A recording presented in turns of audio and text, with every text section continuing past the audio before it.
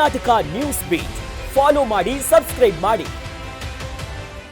ಇನ್ನು ಇಡೀ ರಾಜ್ಯವೇ ಒಮ್ಮೆಲೆ ಬೆಚ್ಚಿ ಬಿದ್ದಂತ ಒಂದು ಪ್ರಕರಣ ಆಯಿತು. ಬರೋಬ್ಬರಿ 4,500 ಕೋಟಿ ವಂಚನೆಯ ಆರೋಪಕ್ಕೆ ಸಂಬಂಧಪಟ್ಟಂತೆ ಆರೋಪಿ ಶಿವಾನಂದ ನಿಲಣ್ಣವರ ಬಂಧನವಾಗ್ಬಿಟ್ಟಿದೆ. ಅಲ್ಲದೆ ಈ ಪ್ರಕರಣವನ್ನ ರಾಜ್ಯ ಸರ್ಕಾರ ಈಗಾಗಲೇ ಸಿಐಡಿಗೂ ಕೂಡ ಒಪ್ಪಿಸ್ಬಿಟ್ಟಿದೆ. ಇವತ್ತು ಬೆಳಗಾವಿಯ ಪೊಲೀಸರು ಆರೋಪಿ ಶಿವಾನಂದ್ ಅವರನ್ನ ಬೆಂಗಳೂರಿಗೆ ಸಿಐಡಿಗೆ ಒಪ್ಪಿಸಿದ್ರು. ಯಾಕಂದ್ರೆ ತನಿಖೆ ವೇಳೆಯಲ್ಲಿ ಜಪ್ತಿ ಮಾಡಿದಂತ ದಾಖಲೆ, ಕಂಪ್ಯೂಟರು, ಲ್ಯಾಪ್ಟಾಪು ಇವೆಲ್ಲವನ್ನ ಸಿಐಡಿ ಅಧಿಕಾರಿಗಳು ವಶಕ್ಕೆ ಪಡ್ಕೊಂಡಿದ್ದಾರೆ. ಈ ವಂಚನೆಯ ಜಾಲದಲ್ಲಿ 35,000ಕ್ಕೂ ಹೆಚ್ಚು ಜನ ಹೂಡಿಕೆಯನ್ನ ಮಾಡಿದ್ದು ಸಾವಿರಾರು ರೂಪಾಯಿ ಹಣ ಅಷ್ಟು ಅವ್ಯವಹಾರಗಳಾಗಿದೆ ಅನ್ನುವಂತ ಒಂದಿಷ್ಟು ವಿಚಾರವಾಗಿನೇ ತೀವ್ರ ವಿಚಾರಣೆ ಸಾಗ್ತಿದೆ. ನೋಡಿ, ಹಣ ಡಬಲ್ ಮಾಡಿಕೊಡ್ತೀವಿ ಅಂತ ಝೀರೋದಿಂದ ಹೀರೋ ಆದಂತ ಒಬ್ಬ ವ್ಯಕ್ತಿ ರಾತ್ರೋರಾತ್ರಿ ಹಿಂಗಾಗ್ಬಿಡ್ತಾ ಅನ್ನೋದು ಒಂದು ಅನುಮಾನ.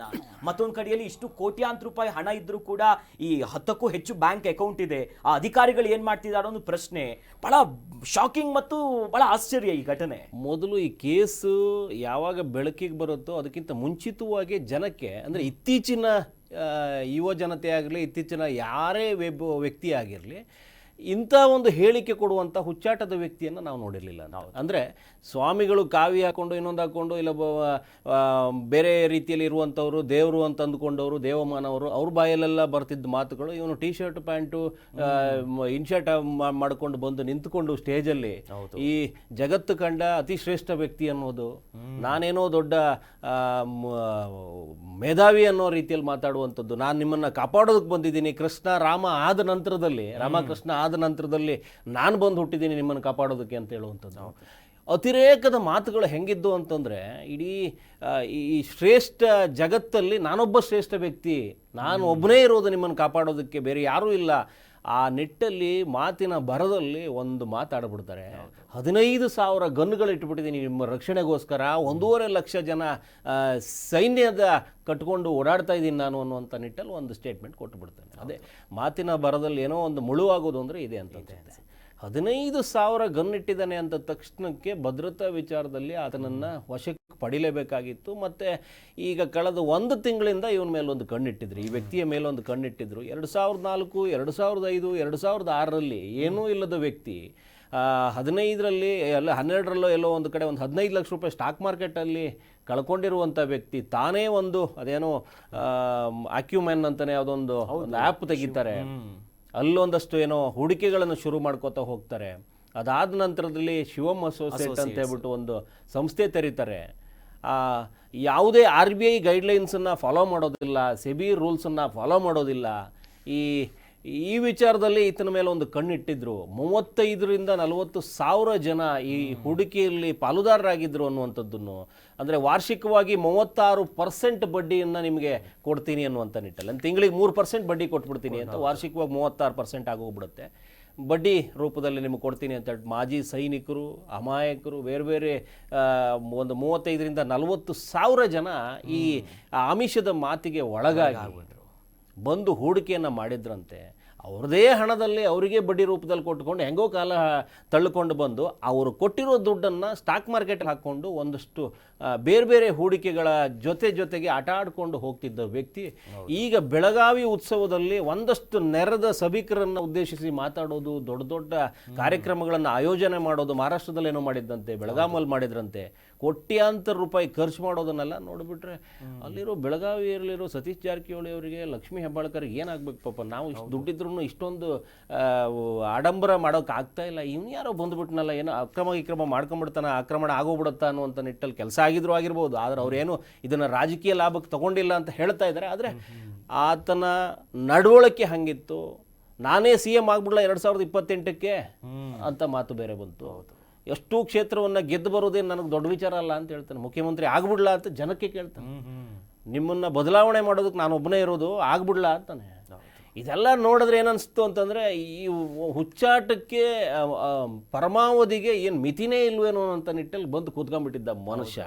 2004-5ರಲ್ಲಿ ಒಬ್ಬ ವಿನಿವಿಂಕ್ ಶಾಸ್ತ್ರಿ ಅಂತೇಳ್ಬಿಟ್ಟು, ವಿನಿವಿಂಕ್ ಸೌಹಾರ್ದ ಕೋಆಪರೇಟಿವ್ ಬ್ಯಾಂಕ್ ಅಂತೇಳ್ಬಿಟ್ಟು ಒಬ್ಬ ತೆರೆದಿದ್ದ. ಅದಾದ ನಂತರದಲ್ಲಿ ಬಹುದೊಡ್ಡ ಅಂದರೆ ಬಹುಕೋಟಿ ಹಗರಣದ ಕೇಸ್ ನೋಡ್ತಾ ಇರೋದು ಈಗಲೇ ನಾವು. ವಿನಿವಿಂಕ್ ಶಾಸ್ತ್ರಿ ಅಂತ, ಶ್ರೀನಿವಾಸ್ ಶಾಸ್ತ್ರಿ ಅಲಿಯಾಸ್ ವಿನಿವಿಂಕ್ ಶಾಸ್ತ್ರಿ ಅಂತ ಒಬ್ಬನ ಅರೆಸ್ಟ್ ಆಗುತ್ತೆ 2005ರಲ್ಲಿ. ಆ ಪ್ರಕರಣ ಏನೋ ಬೆಳಕಿಗೆ ಬರುತ್ತೆ. 8ರಲ್ಲೋ 6ರಲ್ಲೋ ಆತನ ಅರೆಸ್ಟ್ ಮಾಡ್ಕೋತಾರೆ. 203 ಕೋಟಿ ರೂಪಾಯಿ ಅವನು ಹೂಡಿಕೆ ಮಾಡ್ಕೊಂಡಿದ್ದ ಜನರಲ್ಲಿ 20,000 ಜನಕ್ಕೆ ಮೋಸ ಮಾಡಿದ್ದ. 20,000 ಜನಕ್ಕೆ ಮೋಸ ಮಾಡಿದ್ದ ಆವಾಗ. ಸೊ ನಾವು 2010ರಲ್ಲಿ ಆತ ಬಿಡುಗಡೆ ಆದಾಗ ಬರೆದಿದ್ವಿ, ಅಂದರೆ ಅವನಿಗೆ ಜಾಮೀನಾಗುತ್ತೆ.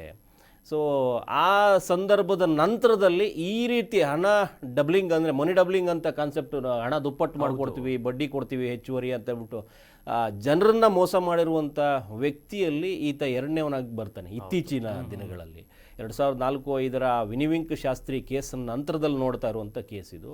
ಆತನ ಹಣ 203 ಕೋಟಿ ಇತ್ತು. ಆವಾಗ CIDಗೆ ಅದನ್ನು ಕೇಸನ್ನ ವರ್ಗಾವಣೆ ಮಾಡಲಾಗಿತ್ತು. 203 ಕೋಟಿಯ ಹಣದ ತನಿಖೆ ನಡೆಸಿದಾಗ ಪೊಲೀಸರಿಗೆ ಸಿಕ್ಕಿದ್ದು ಅಜಯ್ ಕುಮಾರ್ ಸಿಂಗ್ ಅವರ ನೇತೃತ್ವದಲ್ಲಿ CID ಮುಖ್ಯಸ್ಥ ಆಗಿದ್ದಾಗ ಅವರ ನೇತೃತ್ವದಲ್ಲಿ ಆ ಕೇಸ್ ವಿಚಾರಣೆ ಆಗುತ್ತೆ. ಅವರಿಗೆ 203 ಕೋಟಿ ಹುಡ್ಕೊಂಡು ಹೋದಾಗ ಸಿಕ್ಕಿದ್ದು ಬರೀ 15 ಕೋಟಿ ಸಿಕ್ಬಿಟ್ಟಿತ್ತು. ಅಷ್ಟರೊಳಗಡೆ ಇವನು ಎಲ್ಲ ಕಡೆನೂ ನುಂಗ್ ನೀರು ಕುಡಿದ್ಬಿಟ್ಟಿದ್ದ. ಇವನು ಕೂಡ ಬೇರೆ ಬೇರೆ ಕಡೆ ಹೂಡಿಕೆ ಮಾಡಿ ಬ್ರೋಕರ್ಗಳನ್ನು ನಂಬಿ ಕಳ್ಕೊಂಡ್ಬಿಟ್ಟಿದ್ದ. 215 ಕೋಟಿ ಮಾತ್ರ, ಬರೀ 15 ಕೋಟಿ ಅಲ್ಲಿಂದ ಜಪ್ತಿ ಮಾಡಲಾಗಿತ್ತು. ಆವಾಗ ಅದರ ನಂತರದಲ್ಲಿ ಇವನೀಗ 4,500 ಕೋಟಿಯಷ್ಟು ಹೂಡಿಕೆ ಮಾಡಿಕೊಂಡಿದ್ದಾನೆ ಅನ್ನುವಂಥ ನಿಟ್ಟಲ್ಲಿ ಬಂದಿರೋಂಥದ್ದು. KPID ಮತ್ತು ಈ ಬರ್ಡ್ಸ್ ಆ್ಯಕ್ಟಲ್ಲಿ ಇವನ ಮೇಲ್ಗಡೆ ಪ್ರಕರಣ ದಾಖಲಿಸ್ಕೊಂಡಿರುವಂಥದ್ದು. ಇದೆಲ್ಲ ನೋಡಿದ್ರೆ ಎಲ್ಲೋ ಒಂದು ಕಡೆ ಆಸ್ತಿಯನ್ನು ಪೂರ್ತಿ ಮುಟ್ಟುಗೋಲು ಹಾಕ್ಕೊಂಡು ಅವ್ರಿಗೆ ಏನು ಬೇಕೋ ಸಲ್ಲಿಸೋದಕ್ಕೆ ಪ್ರಯತ್ನ ಪಡ್ತಾ ಇದ್ದಾರೆ. ಆದರೆ ಇಂಥ ಮುಟ್ಟಾಳರನ್ನು ಈ ಕಾಲದಲ್ಲೂ ನಂಬ್ತಾರಲ್ಲ, ಈ ಕಾಲದಲ್ಲೂ ಇಂಥ ಮುಟ್ಟಾಳನ ಹೇಳಿಕೆಯನ್ನು ನಂಬಿಕೊಂಡು ಅಷ್ಟು ದಿನ ಹೇಳಿದ್ರಲ್ಲ ಉತ್ತರ ಕರ್ನಾಟಕದಲ್ಲಿ, ಭಾಳ ನೋವಿನ ಸಂಗತಿ ಇದು. ಅಂದರೆ ಯಾವ ಕಾಲಘಟ್ಟದಲ್ಲಿ ನಾವಿದ್ದೀವಿ, ಯಾರ್ಯಾರ ಮಾತನ್ನು ನಂಬಿಕೊಂಡು ಯಾರನ್ನೋ ಇಬ್ಬರನ್ನ ತೋರಿಸ್ಕೊಂಡು ಇವ್ರು ಇನ್ಮೇಲೆ ನಿಮ್ಮ ಜೊತೆಗಿರ್ತಾರೆ, ಇವರು ನಿಮ್ಮನ್ನು ಕಾಪಾಡ್ತಾರೆ, ಕಾಯ್ತಾರೆ ಅಂತೇಳಿ ಪೊಲೀಸವರೆಲ್ಲ ಮತ್ತೇನು ಅದೆಲ್ಲ ಬಂದುಬಿಡುತ್ತೆ. ಇವನ್ ಬರೀ ಇವರೇ ರಾಜ್ಯಾದ್ಯಂತ ಜನಗಳನ್ನ ಕೊಡೋದಾದ್ರೆ ಕೋರ್ಟು ಕಾನೂನು ಕಚೇರಿಗಳೆಲ್ಲ ಯಾಕೆ ಬೇಕು? ಆಡಳಿತ ವ್ಯವಸ್ಥೆ ಅಡಿ ಇಂಥವ್ರೇ ಎಲ್ಲ ನುಸುಳ್ಕೊಂಡು ಇವ್ರದ್ದೇ ರಾಜ್ಯ ದರ್ಬಾರ್, ಖಾಸಗಿ ದರ್ಬಾರ್ ಮಾಡೋದಾದ್ರೆ, ಅಂದರೆ ಹುಂಬುತನದ ಪರಮಾವಧಿ. ಈ ಹುಂಬರನ್ನ ವೇದಿಕೆ ಮೇಲೆ, ಅಂದ್ರೆ ಕೋಟ್ಯಾಂತರ ರೂಪಾಯಿ ಚೆಲ್ತಾನೆ ಅನ್ನೋದಕ್ಕೆ ವೇದಿಕೆ ಮೇಲೆ ಕೂರಿಸ್ಕೊಂಡು ಕರೆಸ್ಕೊಂಡು ಅವನ ಮುಂದಾಳತ್ವದಲ್ಲಿ ಕಾರ್ಯಕ್ರಮ ನಡೆಸ್ಕೊಟ್ಟಿದಾರಲ್ಲ ಉತ್ತರ ಕರ್ನಾಟಕದಲ್ಲಿ. ಮುಂದಿನ ದಿನಗಳಲ್ಲಿ ಮಾತಿಗೆ ಎಷ್ಟು ಬೆಲೆ ಕೊಡಬೇಕು ಅನ್ನುವಂಥದ್ದನ್ನ ಆ ಭಾಗದ ಜನ ಒಂದಷ್ಟು ತಾಳೆ ಹಾಕಿ ನೋಡಬೇಕು. ಇಲ್ಲಿವರೆಗಿನ ಪ್ರಕರಣಗಳನ್ನ ನೋಡ್ಕೋತಾ ಹೋಗ್ಬೇಕು. ನೀಲಣ್ಣವರ್ ಈ ಬಣ್ಣ ಕಳಿಸ್ಕೊಂಡು ನಿಂತ್ಕೊಂಡಿದ್ದಾನೆ ಇವತ್ತು. ಇದೆಲ್ಲ ನಿಮಗೆ ಮಾದರಿ ಆಗಬೇಕು.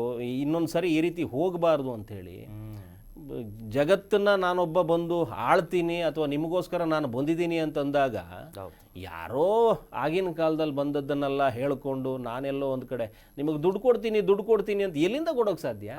ಇವನೇ ಐಸ್ ಕ್ರೀಮ್ ಮಾರ್ಕೊಂಡಿದ್ನಂತೆ 3 ಕಡೆ 2004, 5, 6ರಲ್ಲೆಲ್ಲ ಐಸ್ ಕ್ರೀಮ್ ಮಾರ್ಕೊಂಡು ಬದುಕ್ತಾ ಇದ್ನಂತೆ. ಆದರೆ ಹಿನ್ನೆಲೆ ಭಾಳ ಚೆನ್ನಾಗಿದೆ. ಸೈನಿಕರಂತೆ ಅವರಪ್ಪ ಸೈನ್ಯದಿಂದ ನಿವೃತ್ತಿ ಪಡೆದ ನಂತರ KEBಲೇನೋ ಕೆಲಸ ಮಾಡ್ಕೊಂಡಿರ್ತಾರೆ. ಹುಬ್ಬಳ್ಳಿ ಮೂಲದವರು ಇವರು. ಸೈನ್ಯದಲ್ಲೇನೋ ಕೆಲಸ ಮಾಡ್ಕೊಂಡಿದ್ದು ಅವ್ರು ನಿವೃತ್ತಿ ಪಡಿತಾರೆ. ನಿವೃತ್ತಿ ಆದ ನಂತರ KEBಲಿ ಕೆಲಸ ಮಾಡ್ಕೊಂಡಿರ್ತಾರೆ. ಕೆಲಸ ಮಾಡ್ತಿರ್ಬೇಕಾದ್ರೆ ಅವ್ರ ತಂದೆ ತೀರ್ಕೋತಾರೆ. ಆ ತಂದೆ ತೀರ್ಕೊಂಡ ನಂತರದಲ್ಲಿ ಇವನ ಅಣ್ಣನಿಗೆ ಆ ಕೆಲಸ ಹೋಗುತ್ತೆ, ಕೆಲಸ ಸಿಗುತ್ತೆ. ಅದಾದ ನಂತರದಲ್ಲಿ ಆ ಕೆಲಸದ ಆಧರಿಸಿ ಇವರು ಬೆಳಗಾವಿಗೆ ಶಿಫ್ಟ್ ಆಗಿಬಿಡ್ತಾರೆ ಇಡೀ ಕುಟುಂಬ ಸಮೇತ. ಅದಾದ ನಂತರದಲ್ಲಿ ಈತನ ಮದುವೆ, ಈತನ ಹೆಂಡತಿಗೆ ಬರುವ ಆದಾಯದಲ್ಲೇ ಈತನ ಬದುಕು. 2004, 5, 6 ಇವಂದೇ ಅದು ಒಂದು ಜರ್ನಿ.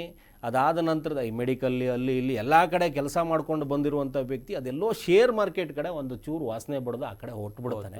15 ಲಕ್ಷ ಲಾಸ್ ಆದ ನಂತರದಲ್ಲೇ ಆ್ಯಪ್ ಕಟ್ಕೊಂಡು ಅದಾದ ನಂತರ ಅವನು 2020ರಲ್ಲೇನೋ ಈ ಶಿವಮ್ ಅಸೋಸಿಯೇಟ್ಸ್ ಮಾಡ್ತಾನೆ.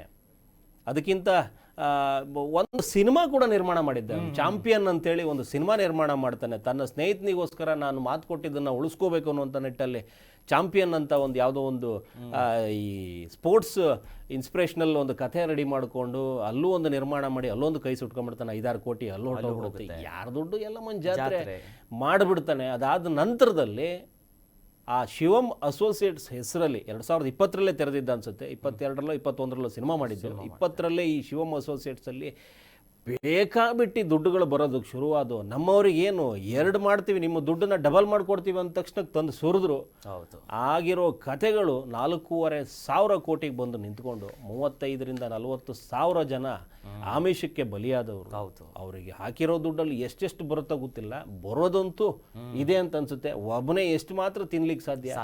ಶೇರ್ ಮಾರ್ಕೆಟಲ್ಲಿ ಹಾಕಿ ಏನಾದರೂ ಮುಳುಗಿದ್ದಿದ್ರೆ ಭಾಳ ಕಷ್ಟ ಆಗ್ಬೋದು. ಈಗಾಗಲೇ ಆತನ ಪಾಸ್ತಿಗಳನ್ನು ಮುಟ್ಟುಗೋಲು ಹಾಕೊಳ್ಳೋದಕ್ಕೆ ಏನೇನು ಬೇಕೋ 10 ಜನಕ್ಕೆ ಕಸ್ಟಡಿಗೆ ತಗೊಂಡಿರೋದ್ರಿಂದ, CID ತಗೊಂಡಿರೋದ್ರಿಂದ ವಿಚಾರಣಾ ಹಂತದಲ್ಲಿ ಬಯಲಿಗೆ ಬರುತ್ತೆ. ಇವನು ಹೂಡಿಕೆ ಮಾಡಿದ್ದಾದರೂ ಎಲ್ಲಿ, ಯಾಕಾಗಿ ಮಾಡ್ದ, ಯಾಕಾಗಿ ಈ ಹುಚ್ಚಾಟ ಮೆರಿತಾ ಇದ್ದ ಅನ್ನುವಂಥದ್ದನ್ನು ಕೆಲವೇ ದಿನಗಳಲ್ಲಿ CID ನಿಮ್ಮ ಮುಂದೆ ಇಡರುತ್ತೆ. ಯಾವ ಕೈಯಲ್ಲಿ ಕೋಟಿ ಲೆಕ್ಕ ಮಾಡ್ತಿದ್ರು, ಕೋರ್ಟ್ ಹಾಲಲ್ಲಿ ಕಣ್ಣೀರು ಹಾಕ್ತಾ ಮೊನ್ನೆ ಆಚೆ ಬಂದ್ರು. ಕಂಬಿ ಎಣಿಸ್ತಾನೆ ಇಷ್ಟು ದಿನ ಹಣ ಎಣಿಸ್ತಾನೆ, ಈಗ ಕಂಬಿ ಎಣಿಸ್ತಾನೆ ನಾಳೆ. ಕರ್ನಾಟಕ ನ್ಯೂಸ್ ಬೀಟ್ ಫಾಲೋ ಮಾಡಿ, ಸಬ್ಸ್ಕ್ರೈಬ್ ಮಾಡಿ.